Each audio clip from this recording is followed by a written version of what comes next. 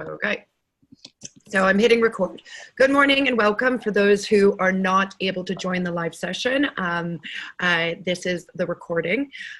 So this is what our fifth Trained Teachers webinar. We started them about a year ago. I think that's correct. So we had soon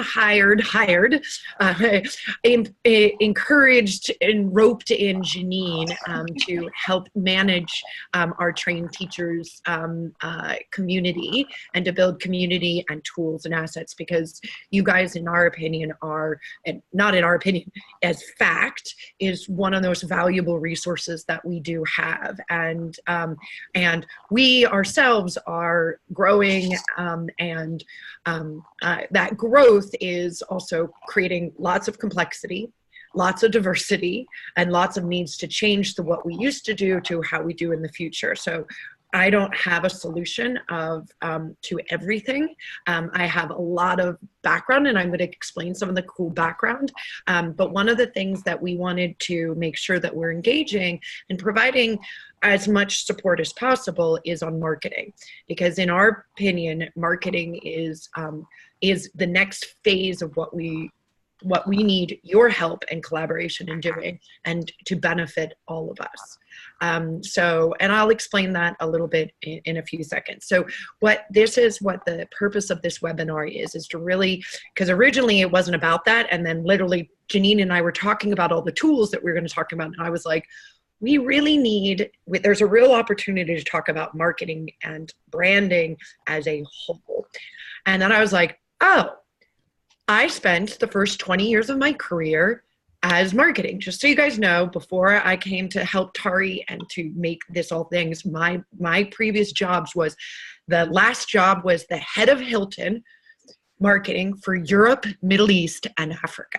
I was in charge of 10 brands, all reporting into me, and how do we commercially drive the business through marketing. So, and I had huge teams, huge agencies, and a lot of money. I don't have that now. I have a very tiny team. I got no money. But my goals have not changed. So my goals have not changed. I've never our goals. I mean, because frankly, what helps, rather than filling hotel rooms and making Blackstone, who owned Hilton, a lot richer, I'm now the ultimate goal is to provide this very valuable resource and support to more cancer survivors everywhere, and to make it more of a bedrock of what everyone does, and to provide assets. Our goals are much bigger than our actual funding allows. So that's going to be that's also a kind of construct of the discussion today. But anyways, so let's get started. Death by PowerPoint. So apologies to everyone else. I'm going to do a lot of screen sharing and a lot of talking, but I'm actually pretty confident that you're going to enjoy some elements of this. So I'm going to start sharing screen.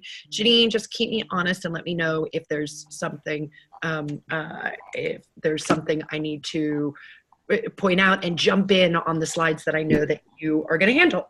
And don't worry, I'll take a breath and ask. So and record. No, recording's already happening. Okay, great. So let me make sure. And also, if you can manage the chat function so that I can manage the content. So if there's any questions along the way, everyone's on forced mute, please use that chat function so that you can ask your questions. There will be time at the end, hopefully, to everyone to come off. So everyone can you see the presentation? Yes, it looks great, Josie. Marketing 101. Okay, so first, a little bit of housekeeping, webinar housekeeping. Your Wi-Fi is 100% determines the quality of your feed. I say this every single bloody webinar, and every single time someone's like, I can't hear, and I'm like, please turn off your Dropbox, please turn off your Netflix, or if you're having a problem, rejoin. And honestly, it solves 90% of the issues. So please manage your own Wi-Fi wherever you are and turn off stuff. If you're having problems hearing or whatever, just close it down and rejoin. Okay. And FYI, we're recording this, so if you have to leave early, you can always join. Use the chat function and Janine will manage it. So we're gonna get started. And so this presentation I did for the first time, I looked at it in 2007. And it was part of a marketing conference that I used to, prior to Hilton, I worked at Avis, and I worked all around the world to make sure that there was brand unification and why. And so I came up with this workshop, and I thought it would be actually very poignant for us as a community, because frankly, our 2,300 or now probably closer to 2,400 trained teachers out there are basically brand extensions of us. They're mini Taris all over the world, and we need to try to make sure these mini Taris, or lymph nodes, I could go back to my analogy or my metaphor, are effectively working, right? So I want to kind of talk through this a little bit. And again, Tari, Janine, if I'm going too fast or you're not understanding, please let me know. So let's start at the very basics. What is a brand? A brand is a product, a service, or it can be a person. But what a brand does, it is actually creates emotional connection to a plain product or service or person. Because as you'll see, we create value, and we create connections with people and emotions, not just a brand or it's not just a product, service, or a person. That's what leaves that lasting emotion in our heart. So to get that started, I want to say, pop quiz, use your chat function. How many brands does an average consumer interact with in a single day? Let's see what the responses are. I'm going to have, okay. 10,000 Tari answers. Okay. Any other things? 100 brands. So you think we interact with only 100 brands within a certain 1,000, 30. Okay, I'll take you out of your misery. 50 million. I like that. 5,000. Who did Sharon? Sharon, you win. Yeah. So on a given day, and interesting, when I first wrote this project, it was back in .com, starting the .com boom, and it was 3,000, and this was 5,000, and I had updated it because I did a workshop a couple of years ago for a high school class here. I didn't have time to look it up, the latest data, but this means on an average given day, you see and you remember or get exposed to 5,000 brands. So part of the challenge for branding is about trying to stand out from that clutter. From a business perspective, how does your brand cut through that clutter, right? How does a Target or a Facebook or a Coke or Yoga4Cancer or Lululemon or iPhone or the peanut butter I'm using on my sandwich or, whatever. I mean, look around your desk on how many brands you are interacting with. What branding creates that standout. Branding also creates that loyalty, and the loyalty about attaching some type of emotional connection. And then the last one that is an important thing for both us and everyone is that often it creates a price premium. And the reason I put price premium here, and I kept it into this slide, because I think it's super important for us in our community, because we must create something that's worth an intrinsic value of money, right? Because that's one of the things we talk about all the time, is that we want to make sure that our trained teachers are asking and requiring payment. This is not free work. This is high level, well-trained, credible work that's going to improve the bottom line. And we need to create a brand and a concept and a ethos that really instills that. So But on the flip side, there is a real importance for branding from the consumer perspective. And that is one, trust.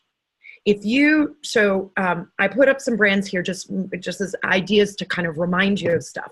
Like Patagonia has been doing some awesome stuff if you've been catching it recently. And they have stood up, they donated all of their profit to global change. They have started a whole recycling program of their clothes.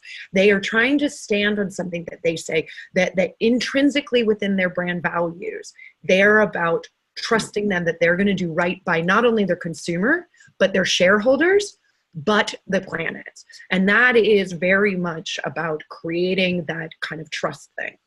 But it's also about consistency. My cute little story about consistency, which around Starbucks, I don't know if anybody knows this, about in, I think it was the early 2000s, Starbucks, this is when airlines were still booming. It was pre-dot-com boom, it was pre-9/11, and Starbucks, American Airlines wanted to put, I think it was American Airlines or United, wanted to put Starbucks on every flight and offer it. Now they do, but I'll just come back to it.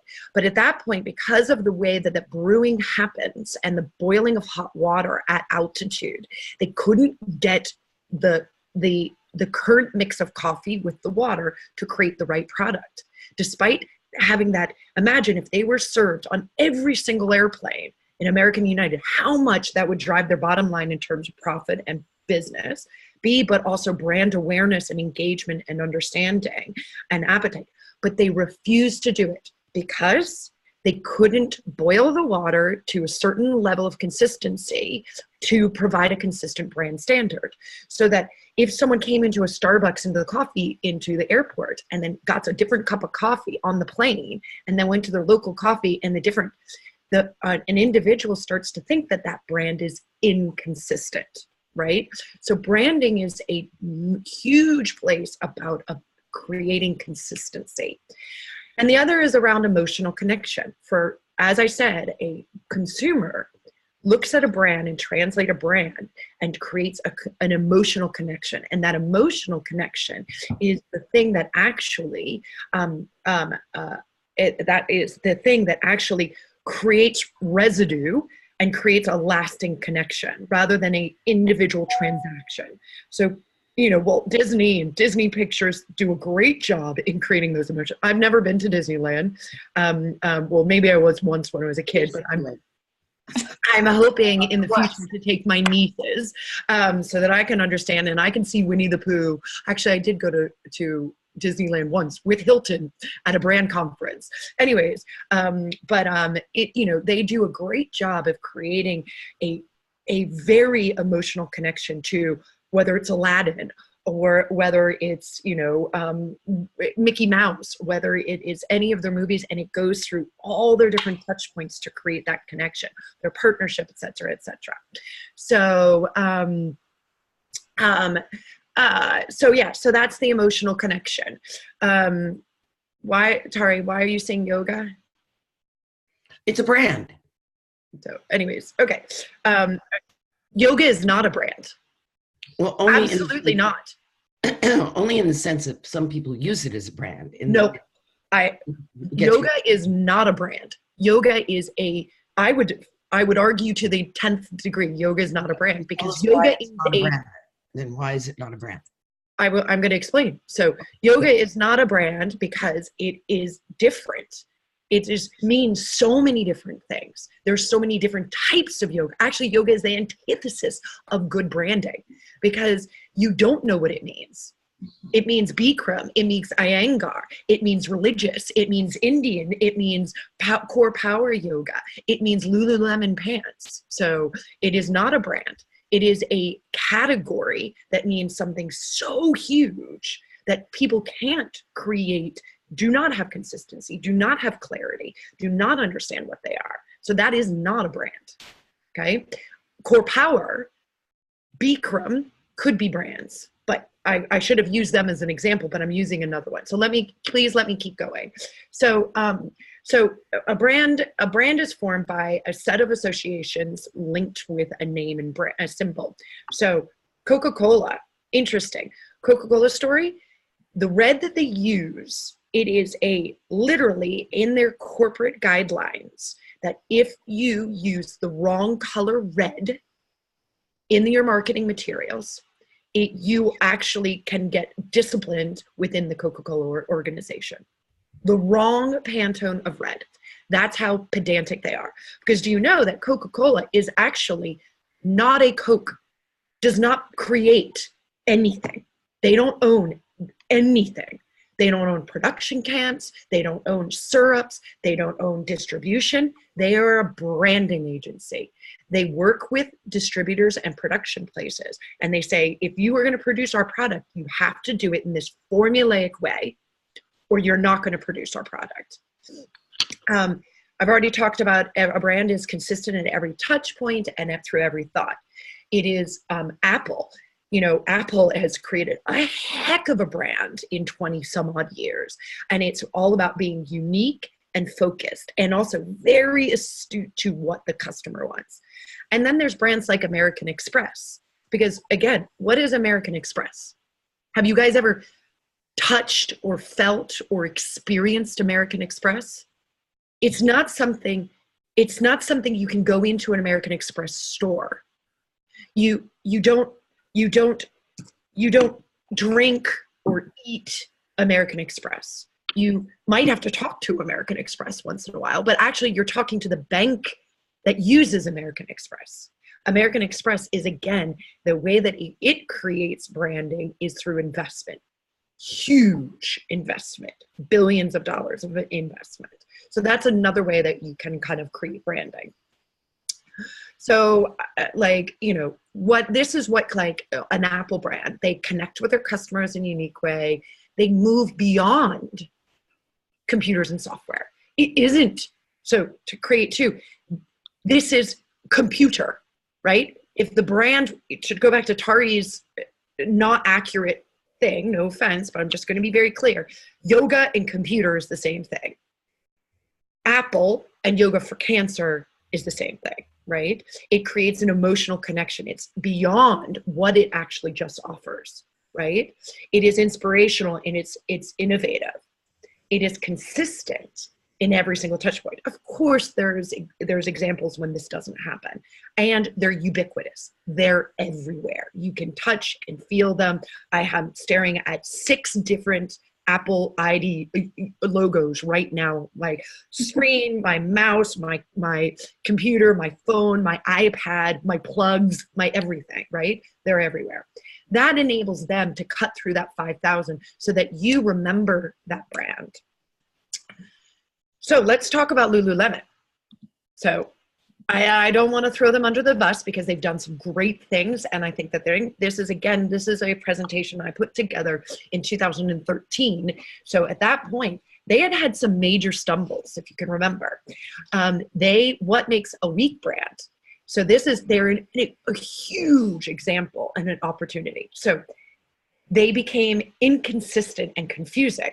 So they alienated. So I don't know if you guys remember this, but their Lululemon founder came out and said that that women who were overweight should not wear their pants, and that's why they could be see-through, because they came out with this whole see-through line, and it totally failed. And then the founder got on MSNBC and blamed overweight consumers.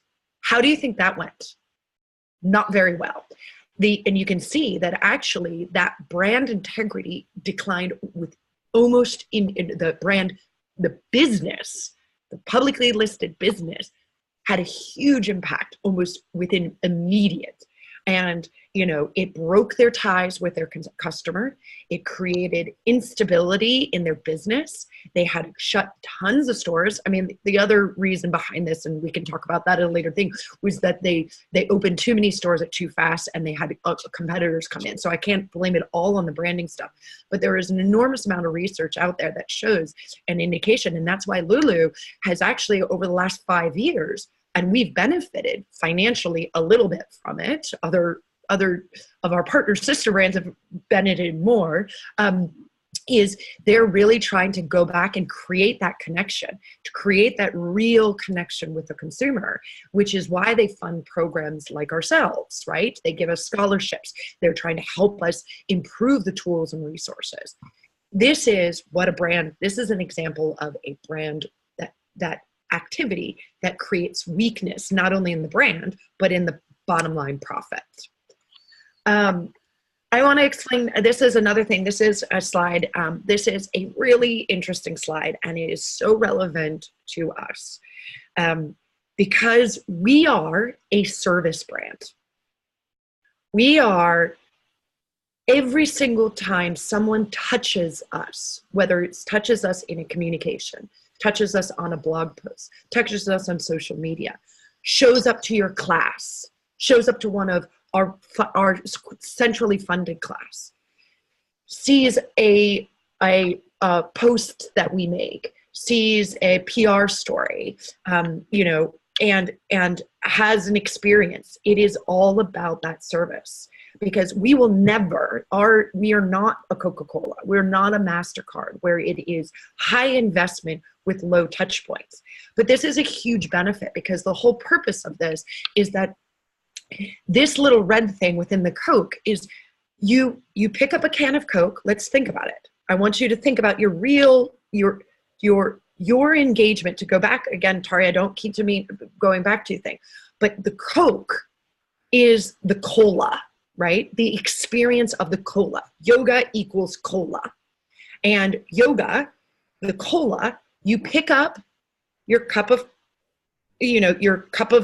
coffee or a cup of Coke, you drink it, you finish it, and you put it down. What's that brand experience? That brand experience is actually quite short. How long does it take you to finish a 12-ounce can of Coke? Minutes, maybe 20 minutes at max. And that's your quote unquote brand experience. So what Coca-Cola and product brands have to do is extend that brand cycle. They have to do much more experiential type things, because what we as a service brand do is that we create much more lasting touch points. Someone comes into your class, someone takes a one-on-one cancer survivor. Not only are they greeted by you and create that brand attachments early, before you even start the class, your intake process, your asking of the questions, your setup, your mood, your compassionate approach, but not coddling, right? Then you go into your class and you deliver 60 or 75-minute class, where throughout that, you're coming back to the value proposition. You're coming back to the value proposition, meaning like, what is the value to them as a consumer? You're teaching them about the benefits of yoga. You're giving them tools. You're reinforcing everything that we've worked with you on, and maybe other things. You're doing Maya Angelou. It's not what you say, it's not what you do, it's how you make them feel. And that from a service brand is vital. So that's a huge difference, because we are a service brand. And this is part of our conundrum moving forward, which I'm going to end on today, is that our service brand, we are not set up like a Hilton, where I have strong franchisee agreements with each of you to live by a certain tenet, to talk in a certain way, to deliver a certain class. We're evolving to that, and we want to get there. But right now, what we need to do is we rely on our trained teachers, and we rely on our service brand executors out there in the field teaching to deliver the brand and the quality. And part of that is about being consistent, and also being sure about what we're saying before they get to the class and after they get to the class is consistent, and that we're all building the same, that we're all in it together, because it will benefit us all. So that was my little workshop. Good. It only took 25 minutes, so that's good. Now I'm going to segue into how, trust me, that brand new workshop was a 3-hour workshop. I could go on and on and on, but let's move on to Yoga for Cancer stuff, and maybe I will in the future go on and on and on, and we'll do a huge workshop. we have big goals. You know, we have no money, we have a little team, and we have lots of barriers, but we have big goals. And I recently updated this. You guys might have seen this slide donkeys years ago, but I recently updated this because we recently started a whole new project, whole new thing that you might be aware of, is our pilot online only certification. And this is part of like setting the grounding to explain to those participants where they are joining us in this evolution. And I thought it was an interesting slide to share because there's some of you who are either on today or are going to be on, who have been part of us for many years, who will watch the replay, will have seen this. Tari started this 20 years ago where she was the only person. She was the brand, right? She was the service provider, the product, the value, the brand. In 2012 is when I helped start to join, and Janine joined us soon after, and Dale joined us soon after. And at that stage, our list of trained teachers was around 300. And frankly, some of those individuals had taken a 20-hour training, some had taken a 40-hour training, we weren't really sure, etc. We didn't know any information about them. And since, we've grown significantly and we've added additional individuals. And therefore, if you think roughly how many people we're actually serving today based on our 2,500 trained teachers out there and how many cancer survivors they touch and how many cancer survivors they are influencing, and then in the medical field, and we're working with hospitals and cancer centers to increase, we're easily touching hundreds of thousands of cancer survivors every day and every year. Maybe not every day, but every year. Our goal, with 40% of the world's population going to face cancer in our life, we got a lot of work to do. We got to grow much quicker, much faster. We need to be able to help to push out this concept. If we really want it to be prescribed and available to all those that are touched by cancer, we need to grow. And we also need to make sure that we grow, and we grow responsibly and consistently, right? And mindfully about all that branding stuff, right? Because I don't have a team of people to come around and make sure that we're all delivering the right program and a consistent program and a consistent branding. So we rely on you guys to help us on this journey. But I kind of wanted to share this because it is, we're dedicated to this and we are focused on this, and frankly, it's happening. And we're holding on for dear life and trying to figure out how to be as effective and responsible as possible, but we have a huge opportunity. So that's where I kind of wanted to, why this whole branding, and I'm bringing up Coca-Cola. And why I'm bringing up all these other brands is that there is a method to the madness. So I think in terms of what that relevance to, just to kind of recap, is we must be consistent and dependable, right? So, and some of the stuff that we're going to talk about later is about consistency and dependability. We must stand on our values. And we must stand and make sure that we are clear and articulate our values and our personality. Now, I wrote this and I was like, I should really define those values and personalities. So that is definitely something that I'm going to do and send to you guys and make sure. But, you know, we need to stand on evidence-informed methods and all the stuff that we have worked with you guys in terms of the training program. We must work together in cutting through the clutter, right? So one of the things that we're going to talk about, and I've used it many times, and you probably have seen me and you probably think it's like totally like tongue-in-cheek, which it probably is, knowing me at times, is better. We are better together. We are, because you alone talking to people versus us as a collective community, a voice together is going to break through that clutter. It's going to create more awareness, and we will be louder together. And I think I just want to kind of keep that in mind and to kind of keep referring to that, because going back to the service brand, we will never be Coca-Cola where we have huge budgets to spend money.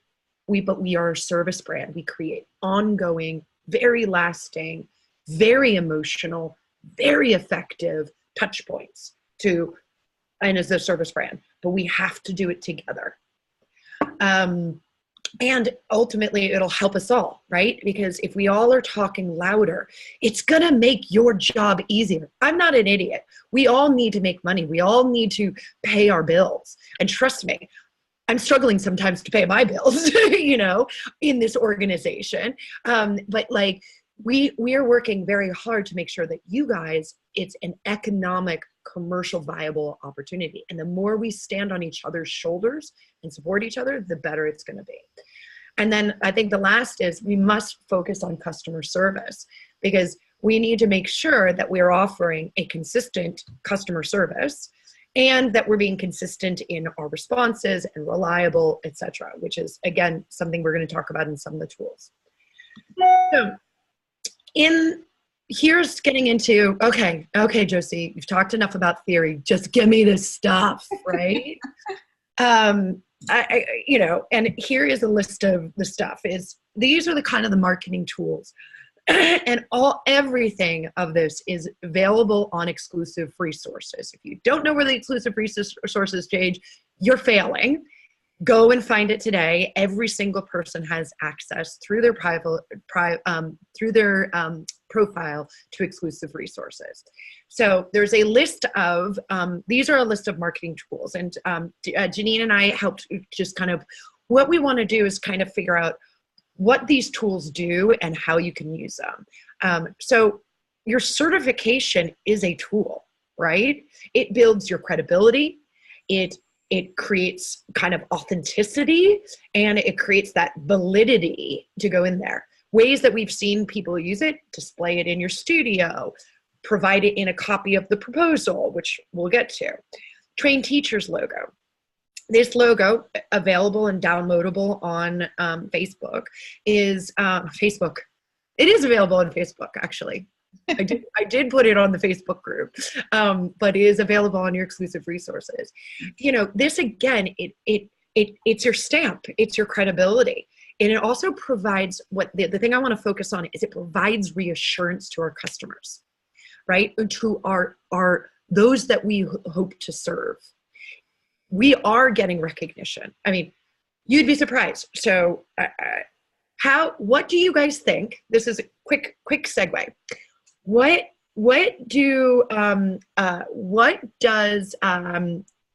think is our most successful and useful, and Tari, Ginny, and Dale, you're not allowed to answer this, okay, successful marketing tool? What do you think we at Y4C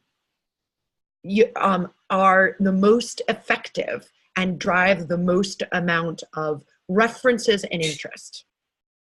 Anybody have any suggestions? Our teachers, I would agree, that is a good valuable. There's something that's even more powerful. I hate to say it. Any other guesses out there?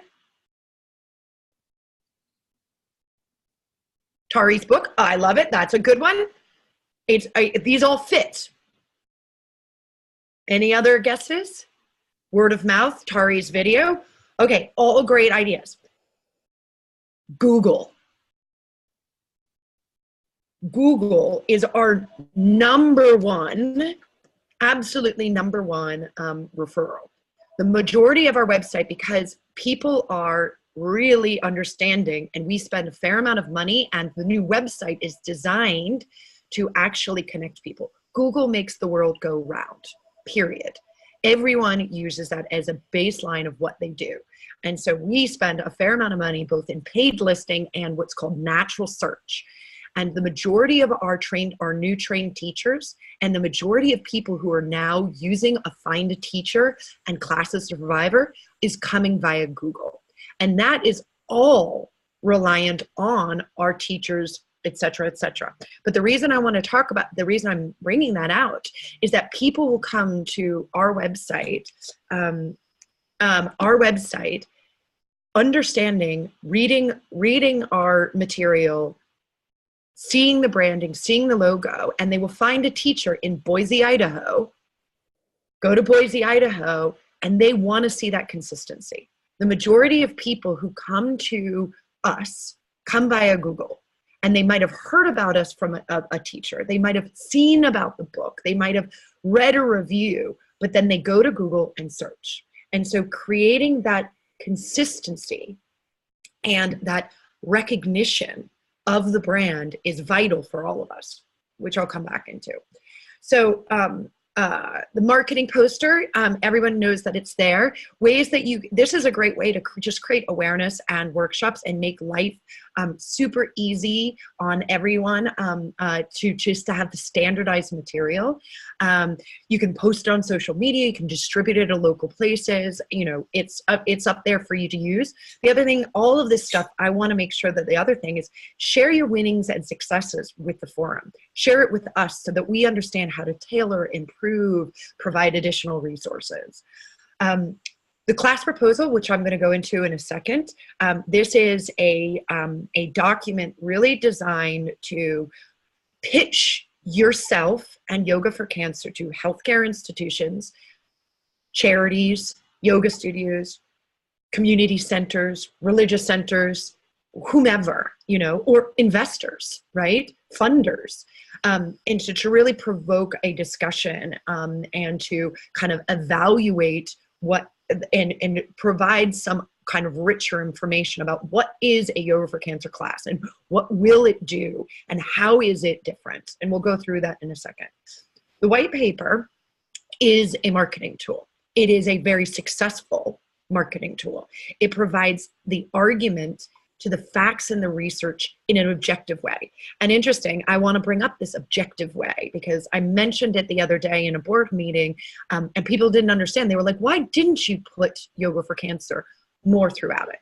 Because you'll notice from the front page to the back page, except where it's the bios and the copyright, there's no mention of Yoga for Cancer. There's actually no mention of Tari Prinster. There is no mention of what we do. Our objective was very, I wanted to make sure that we were seen as objective as possible to provide the research. So even if they go to a different program, I don't care.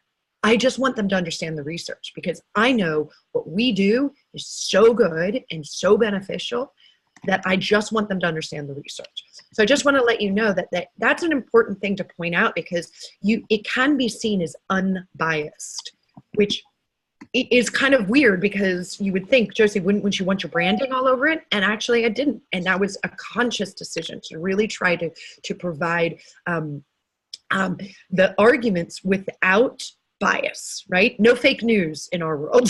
So just wanted to kind of make sure you do that. Listings on y4c.com.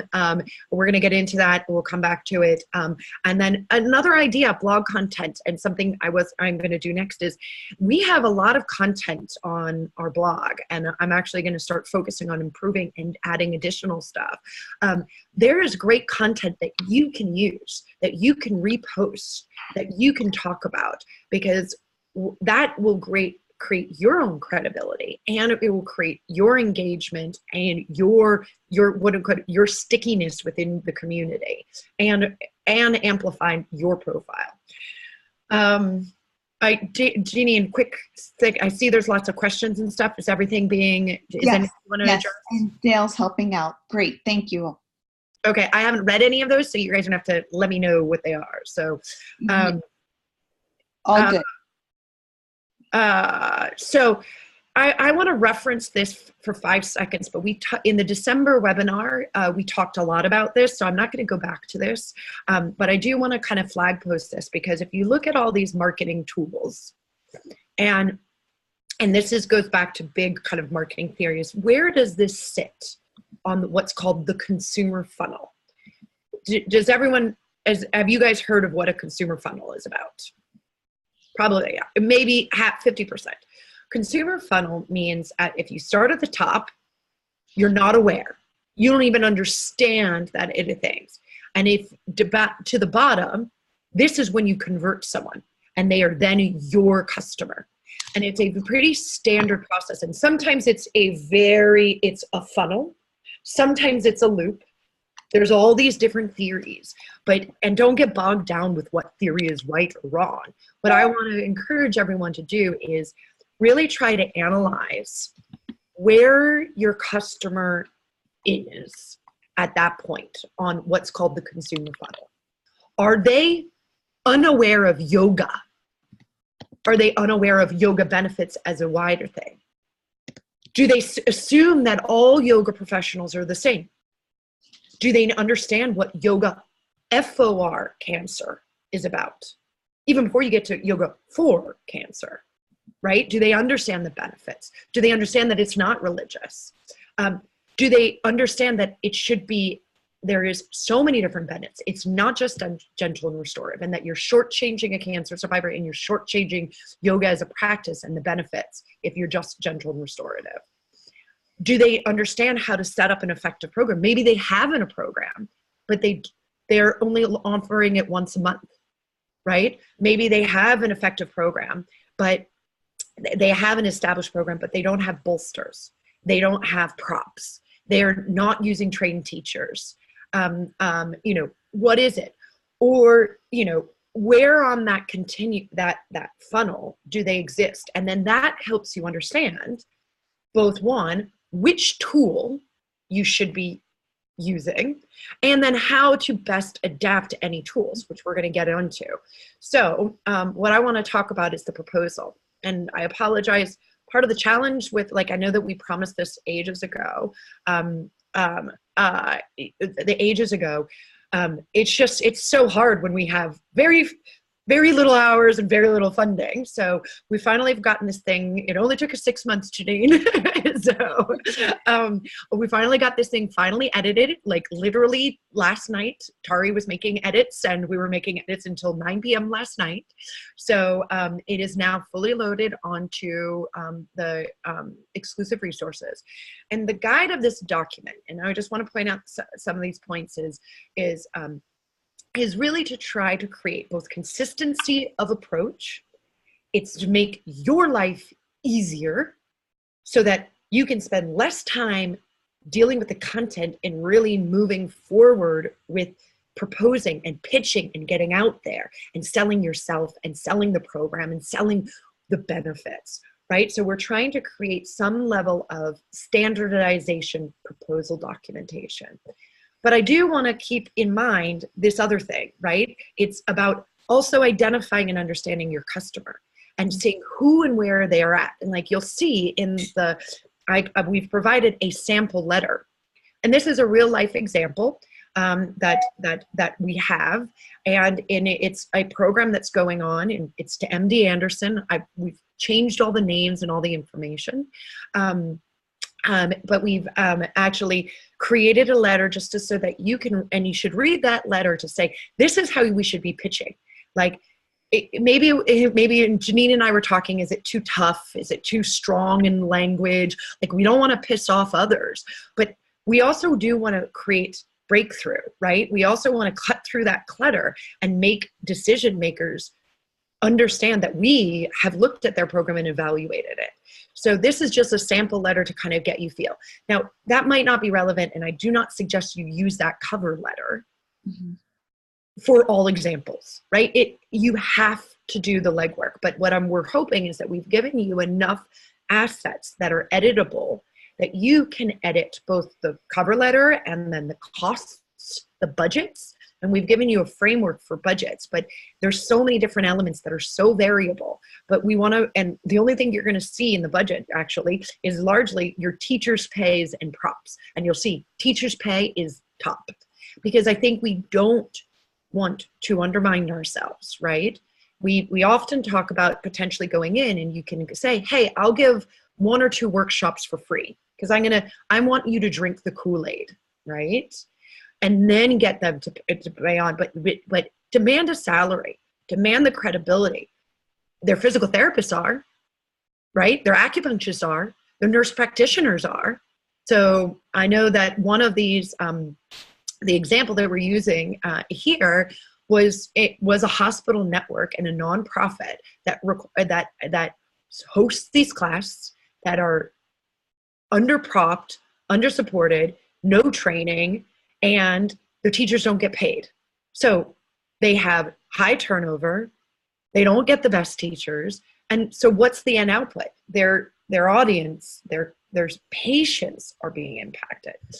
So I just wanted to kind of highlight, this is all in exclusive resources. Please watch and read the guide first before you dig into the elements, because it recaptures, it helps you talk through, how do you edit this? How do you make the most of this type of document?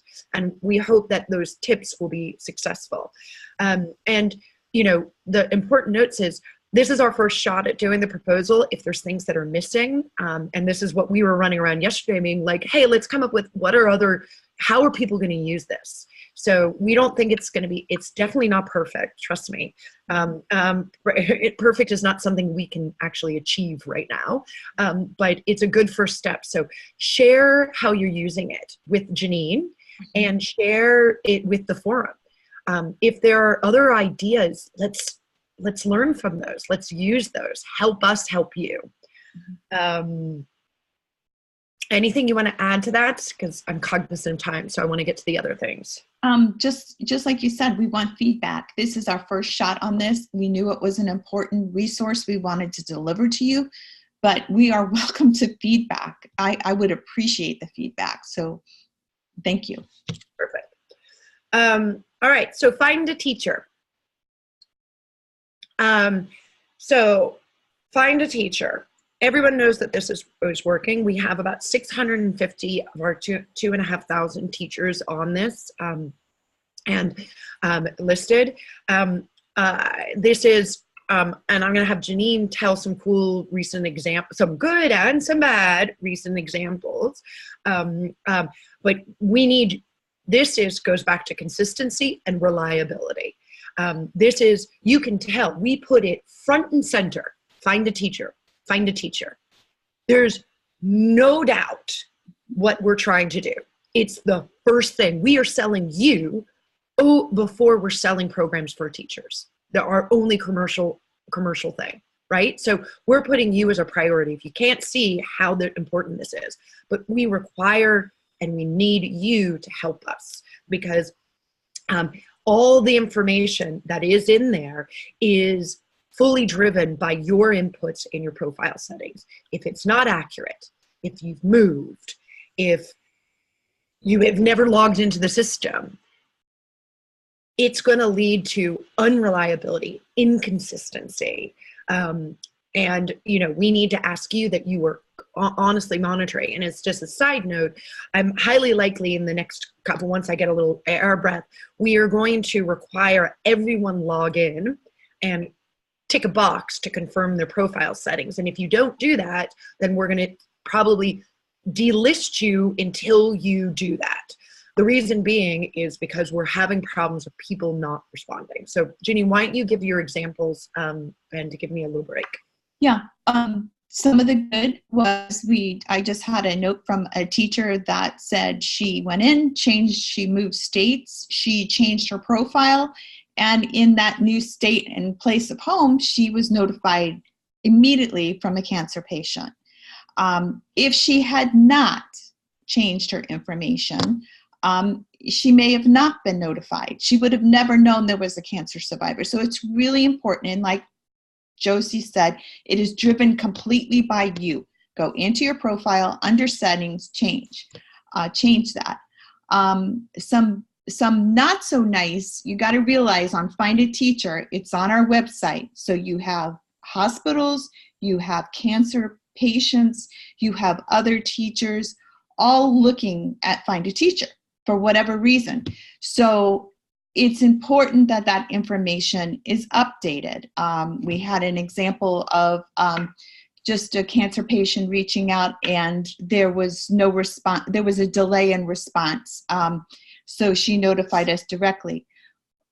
We all have things that keep us away from being able to respond. Maybe it's an illness in your own family. Maybe it's an extended vacation. Whatever the reason, again, you can go back into your profile under settings, just click off that button that you wanted on, you do not want to be on the directory at this time, and then you can go back in and change it. So you manage that and it's a really important for, we don't want someone notifying you and there's no response. Again, consistency, it's a tool that's wide open to the big world. So we want to make sure the quality of the service is upheld.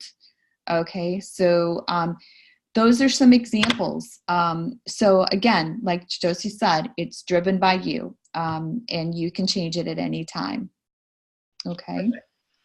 Okay, so the next one is listing classes for survivors. So the second thing on the page in terms of priority, in terms of web usage, is classes for survivors. Again, this is a huge opportunity for you and for cancer survivors. Because again, I'm just going to go back to Google is doing a great job of sending people to our website. And we are trying to capture those, and they're not just trained teachers, they're cancer survivors.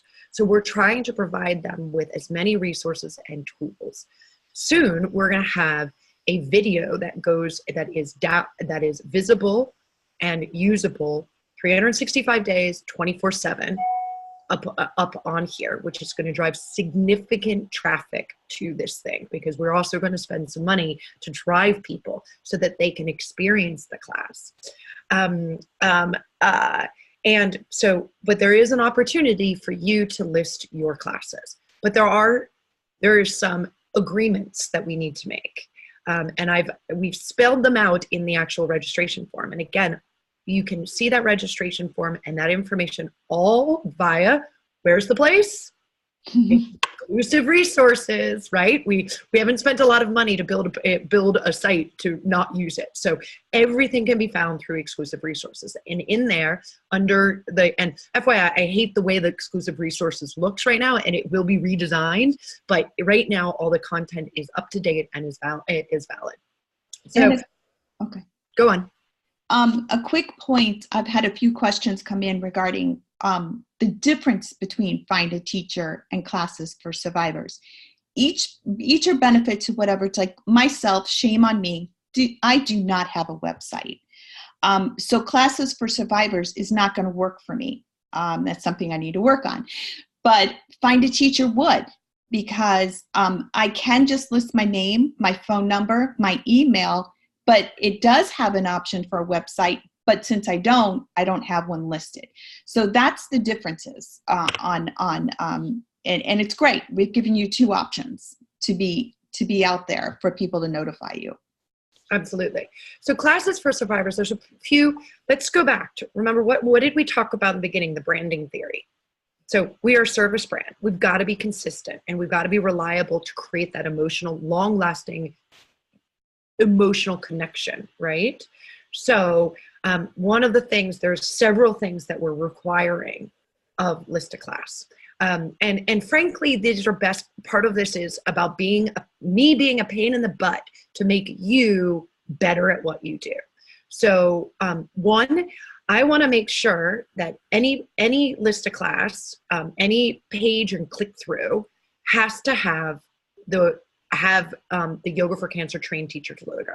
The reason being is the majority of the people who are going to come to your website via our reference are going to come with an emotional connection to us. They will have an emotional connection and understand. And when they get click from our website to your content, there's a connection. So they know they're not being sent off in a totally different place. It is a fundamental, vital, kind of ubiquitous tool that people use. So make sure that is part of your marketing activity and that connection. Again, accuracy is vital. We rely on you. Just as a side note, just as a real quick thing, the Find a Teacher, your updates is automatic. You update your settings, it's automatic. List a Class is not. List a Class, we will review, and we reserve the right to not list anything. But we have to review that content because frankly, we've posted classes and we've explored this, and it creates frustration, and it creates people asking us and having errors. And so we really rely on you to being very accurate. And like we recently had someone say, hey, my workshop is going off on, I'm taking a break over summer. Can you pull my class down? We love, I don't know who was that, Janine? Do you remember, who was it? It was Laura. I can't pronounce her last name. Laura Trilio from... Yes. And she's been a great contacting me on any changes, and that's got to happen. So that's what we rely on you guys to do that. And that was exactly, because imagine if a customer came via Google, they newly diagnosed, they're looking for support and resources. They come to they find us because we have such big Google presence. They find us, they go to their class, she clicks on their class, and then the class says, not being offered. That would be a huge disappointment, right? She can go and find and see if there's teachers, but that's just around accuracy. We require that there's online or an event page of some sort. So when you're on the website, and you're going to see samples of this in the form, it has to have a click-through. You can't have call me, email me. The reason being is this is best practice. Welcome to the wonderful world of digital. People don't want to call people. Who here? I mean, I get annoyed when people call me these days. Maybe that's like, I'm on the cusp, but I mean, millennials are even worse. You don't call people. You text and you email. And so we need to be mindful that a significant amount of consumers are of that things. Now, I know that there's consumers that absolutely don't use technology, and we have phone options, but there has to be an option to book online and to register online and to find more information online. That could be just as simple as a Facebook event page. There's options that are no cost to you. So it doesn't mean you need to build a website. But if you're working with a hospital or a yoga studio or a cancer center, why don't they have a page, right? And that would just be like my suggestion. And just as a side note, just so you know, the other thing is that and I'm going to talk about it later, it's around, we're going to make sure that everyone is falling towards our brand and our copyright agreement, because as I started in the beginning, branding is so important for what we're doing. And we've spent an enormous amount of time, and we have a lot at risk to support that brand. So we want to make sure that everyone's following those agreements. Just as a thought, and this is something that we're talking at a very high level of strategy on our side, and I'm cognizant of time, but we're almost done, I promise, and I mentioned this earlier, and because we're not there yet, and we are struggling with this, and I know that Dale's on there wonderfully responding to everyone, so thank you, but I know she would have a lot of comments around this, is one of the things that we are grappling with from a strategic perspective on our side, and we'll just be honest with you, is how do that consistency that I talked about, how do we make sure that we're consistently delivering the same benefits and the same class? We don't have the resources or scale or funding to do brand standards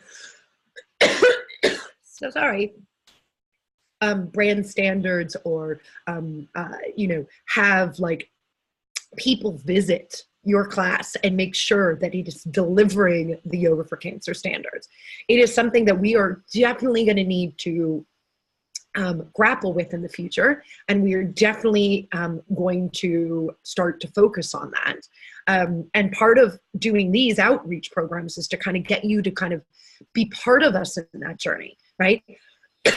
We're making up most of this as we go with some kind of good models, but like, just want to let you know that is a kind of tricky things, because if someone, for example, if someone goes into a class that we're offering in Boise, Idaho, and they don't do an active practice, and then they go to one in Texas and they do an active practice, we will be inconsistent. And so what will happen? It will denigrate and impact the quality of our brand and that trust and that emotional connection, because we're being schizophrenic, right? So that's just, I want to kind of raise that, is that for us, this is a next kind of the next frontier is to how do we standardize that? How do we police that?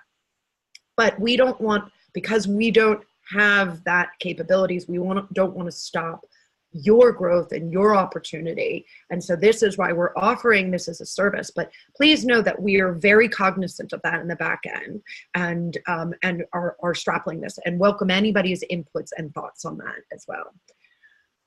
Okay, where are we at? White paper, last ones. So the white paper we launched in January. I forgot to look up, but as of my last poll, it'd been downloaded by 2,500 people. And that doesn't mean that then those people who've downloaded it then distribute it. It is a very effective, powerful tool, and we are committed to it. One of the delays, like one of the things that we've asked for you guys all just to give us your contacts, and we have not lost that, and we are absolutely going to use that. But I got to be honest, we ran out of money. Printing the actual and distributing that and putting effort and time takes money, and we ran out of money to actually distribute it. I'm actively looking for donors. I had a conference call yesterday to kind of partner with this organization to help distribute. But we also rely on you guys to help us fundraise. And so I just want to be kind of all honesty, that's where the delay is. And then on a side note, Tari did this awesome presentation with Karen, one of our trained teachers out in Burbank, and we did a TED-style talk presentation, which was awesome, at the Burbank Providence Hospital, Burbank Hospital at their grand rounds. So she had 65 oncologists. Yeah, and she was very nervous, and she gave a presentation to 65 oncologists. The reviews have been, and then they did a evaluation on Tari, on the content, and we saw both. Everyone loved it. It was changed their perspective. Multiple people came up to Tari and said, people came up to Tari and said, how do I become a yoga teacher? Doctors came up to her and said, how do I become a yoga teacher? Because I want to start doing this for my patients. And they actually asked for, can we offer prescriptions for yoga, prescription pads for yoga? So another point I want to make there too, Josie, is that there were pre-existing Y4C classes taught by Y4C teachers in the Y4C methodology ongoing at this hospital. And the oncologists, I basically said to them, refer your patients, send them to these classes. And the next week, there was an infusion, an explosion of the number of people who came to the Y4C classes, because the oncologists at that presentation actually did go back and make referrals for their patients who were coming with lymphedema or fatigue and all of the other things that we talked about. So you're going to see, so that was super successful, and we didn't know how successful it was going to be. And we're now working on, okay, how do we replicate that? But we need funding for that. So we're working on trying to find funding, because that takes time, hours, man hours, costing, printing, etc. So we're working pretty hard on figuring that out. But as soon as we have something ready to go, but keep that in mind in your own network, right? So for example, down one place we're most likely going to start is here in New England, right? Because Tari and I are both in New England, and we both can facilitate and have that discussion. We're going to go to UVM and do it. We're going to Dartmouth. We're going to Boston. We're going to do a road show and do as many things. I know. And frankly, I think we can get to the point where it's not just Tari giving the presentation, right? Is there a way that others can use it? And for us, it is not, this is not tariprinsteryoga.com, right? We've tried so hard to make this a platform that's ubiquitous, because we know the end goal is to help 40% of the world's population. We can't have it be built, around and in too tightly controlled. However, as I've pointed out early, there has to be some level of control, because without that control, the brand becomes diffuse and unimpactful. So this is just kind of like the tough reality that we're dealing with. So I just want to point out the content of the copyright, and you're going to see this more and more. And frankly, I'm going to probably put this as a requirement that when I say everyone has to go and sign in their things, because frankly, we've had some issues recently. And oh, I forgot to put this in there and what we're trying to do is trying to make the tool, our brand, as effective and clear and impactful as possible. So there are some guidelines and requirements from you. And the key thing is use the trained teacher's logo. That's why we developed for it. Use the marketing poster. Use the proposal elements. Use the white paper. If you need to make changes to any of that stuff and you want to use it in a different way, ask us. I've barely ever said no, but be careful. Don't use our other logos because we need to make sure that those are copyrighted, because here's an interesting note. If I enable and allow one person to use our logo and I see it, I can never uphold copyright laws against other people. So help me help you to not have to do that. yoga4cancer.com is a asset. As I said, the majority of our users come via Google. People are interested now. They've heard enough about Yoga for Cancer, not FRR, Yoga FOR Cancer, right? That they're going to Google and we pop up first. So they come to us. That is an asset. We need to keep it as an asset, the actual yoga4cancer.com. Any type of reproduction of the proposal, poster, white paper, we might be interested in it. Let us know, but don't use it without permission, because as soon as you potentially make a translucent pant, a Lululemon example, you might be denigrating the overall brand and causing issues. So, that's part of our agreement. Now, honestly, there's probably additional things. Oh, and obviously, any part of our training program that you guys have all gone through is off limits unless you get our agreement, right? And I think that was very clear in terms of all that stuff. Again, because we don't want people taking aspects of the training program and then creating something that then denigrates our brand and what we offer. So just as a kind of request and a kind of reminder. And again, we're not making up all of it, but we are making up a fair amount. If you have a question, ask. We're here. I will answer, I promise. So this is my last thing, and I think, Janine, you can jump in here as well, is I just want to remind whatever we said is everything that we've done, every single thing that we've talked about here is funded through our nonprofit. We have no commercial entity driving this or programs. We don't ask for fees. We don't ask for CEUs. We don't get, there's no income coming back to support this stuff. We fully rely on fundraising through our nonprofit to do this stuff. So when we need to let you guys be very clear on that and ask and remind you to help and support. Do charity events, do yogathons, get your family to donate. If you are doing any type of fundraising, think of us, because really almost everything we do, I would say these days we're spending a significant amount of money on trained teachers' resources, along with our baseline kind of classes. Everything we do supports you and supports helping you do what you do. And just remember, it's all tax deductible and stuff like that. So, and that's also part of the challenge of when you go to hospitals and cancer centers and stuff, is to kind of remind these are part of the challenges of the industry that we live in. Janine, do you want to add anything to that?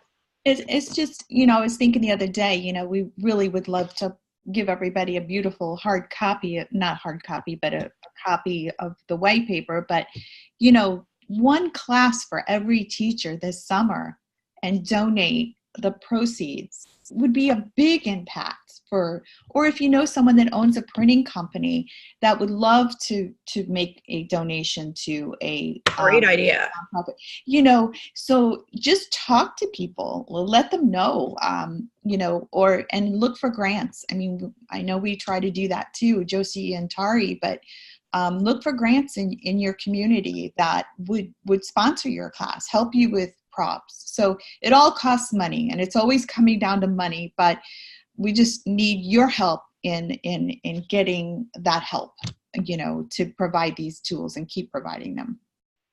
Perfect. All right. So I think we're at the end, I think. Last thing is I ran out of time. I have social media guidelines that I'm going to be publishing. I will post those onto the exclusive resources, and I will share that on the Facebook group. Fundraising is always a requirement in our world. And then our next webinar, which we're scheduling for August, we have not gotten a date, and I threw in compassion fatigue, but I don't know if that's something. But this came out of a webinar that we had just recently during our pilot program with teachers in training, and we were talking a lot about fear. And several of our teachers, our mentors, Karen, one of our mentors, and additional, brought up some really good anecdotes, stories, and tools to manage fear of hurting someone, fear of using the wrong language, fear of pitching this, fear of their own death, fear of losing people. And we thought that would be it's a very different than Marketing 101 webinar, but we thought that would be a very effective and useful discussion. And whether or not we can cover compassion fatigue and whether that fits, we'll come back to you. But that's kind of, that's our next webinar topic. So I think that's it. So I don't know, I know that we're over. So I don't know, were there any of those questions? I saw so many, which is awesome. I don't know, Dale, you sounded like you were doing a lot of the answering. Are there any of those that we need to address, or anything?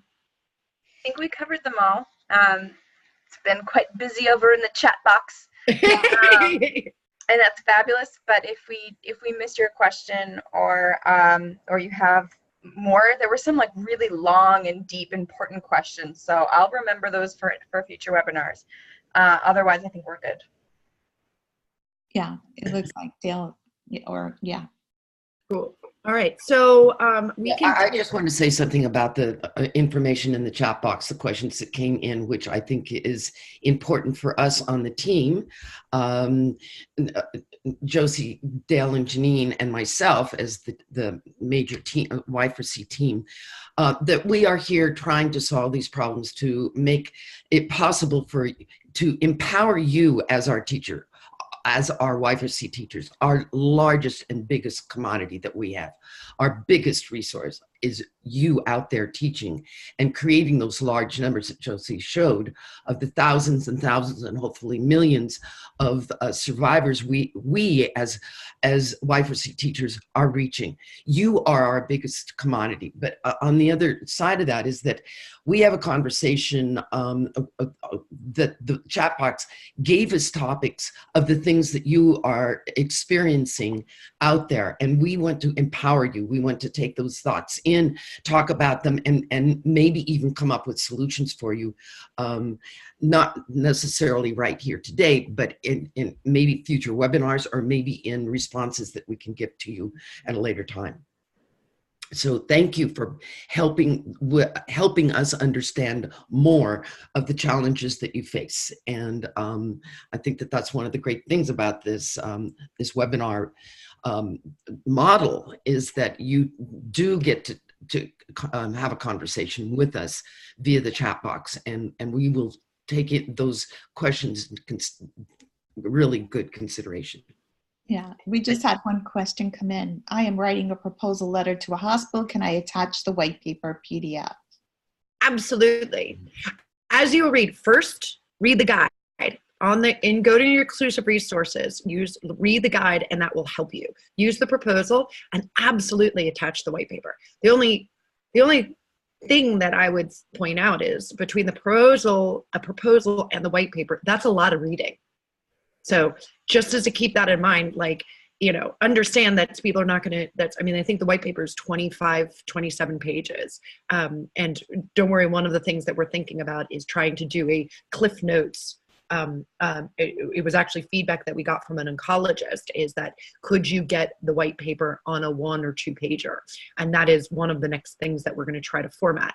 It's about cherry picking what content, which is challenging, but that is our thing. Just sounds like you're familiar with the white paper, and if you read the guide, which just got put in those resources today, read it, and it is sort of a mini white paper to present. Much of the material from the white paper is integrated in a format for you to use. So that's all on exclusive resources. I think it's Shelly O. So we don't know your real name, so I apologize. I recently got a new Facebook. How do I re-enter? You just send a request, but make sure you put your training dates, because if you don't answer those questions, we get so many random people asking to join our group. I don't know it's you. So answer the questions as part of the Facebook group. I don't know, are there other questions, or should we take everyone off? Oh, there's another one. Oh, Shelly Olson, thank you. Shelly O. Okay, is there any other questions? Anybody want to say anything? I can either take everyone off of mute or we can close it down. I think that if we're not, like, people aren't raising their hands to talk, I think we should probably call it, because I know that there's going to be a fair amount of cacophony of background noise. So I guess I want to thank everyone today. I will download this presentation as well, because I know I went through the content pretty quickly. So apologies. I will post this on the exclusive resources, and the webinar will get posted and replayed and sent out on both exclusive resources and the Facebook group. Anyways, that's it. Look out. Keep on doing the great work. Let us know. We'd love feedback. Keep sharing information and creating that community. It's vital on the Facebook group. And we will talk to you in August. Thank you, everyone. Thank you. Bye.